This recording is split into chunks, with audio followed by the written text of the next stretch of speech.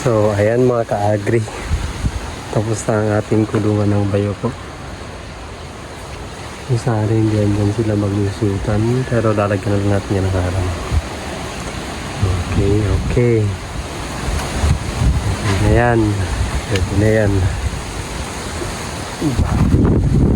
Oh. Nice one.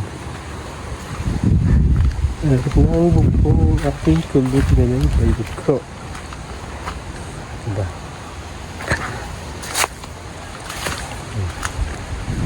Nice.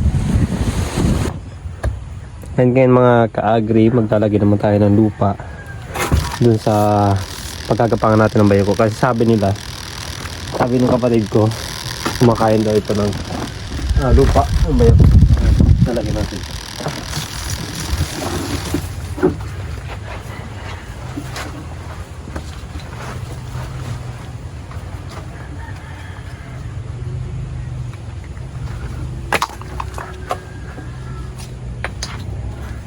Hindi man ito kainin, at least meron silang gapangan na hindi direct dun sa semento. Kasi semento yung kanyang flooring. So kailangan natin lagyan ng lupa. Syempre siguraduhin yung ilalagay ninyo. Yung ilalagay ninyo ay walang guyam o yung langgam. Kasi baka yun ay kainin lang or kagatin yung mga bayoko. So lalagyan din natin ng mga ganito. Diba? Parang susundin taguan nila.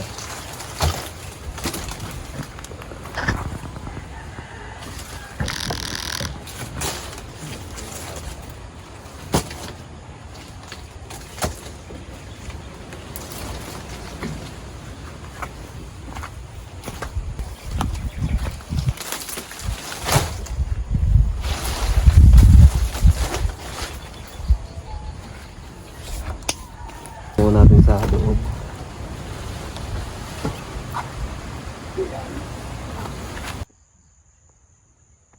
Ayan, so para sigurado lalagyan natin ng mainit na tubig o bubuso natin para ma-disinfect yung mga liyam or umalis sila dito.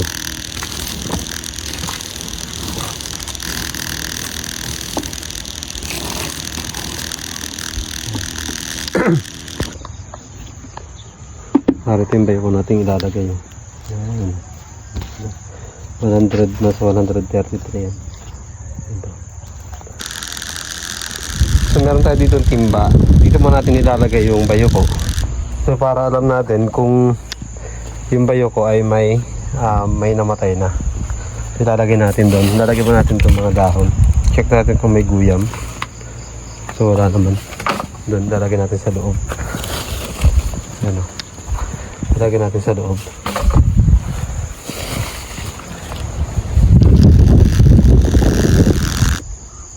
Then ilalagay natin yung bayoko para malaman natin kung may patay na. So yung patay hindi makakalabas yan.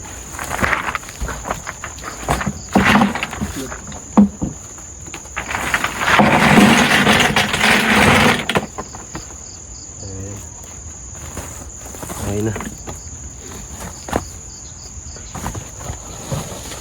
Gagapon naman yan sila.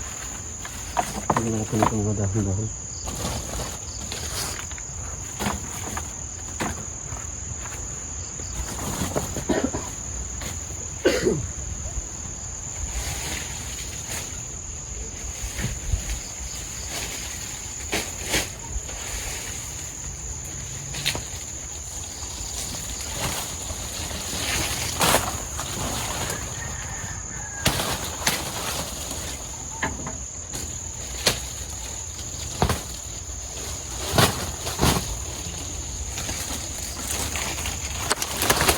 Hindi natin dito sa bago.